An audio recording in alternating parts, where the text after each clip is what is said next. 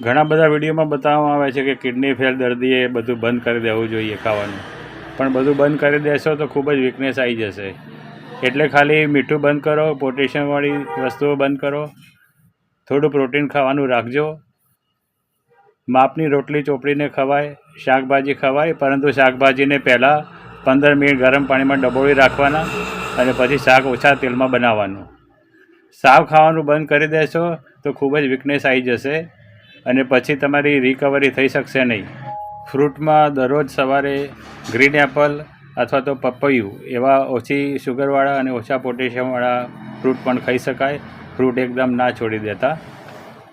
તમે બધું એકદમ છોડી દેશો તો ખૂબ જ પસ્તાશો. હું એક કિડની પેશન્ટ છું એટલે આ બધું તમને હું જણાવી શકું છું.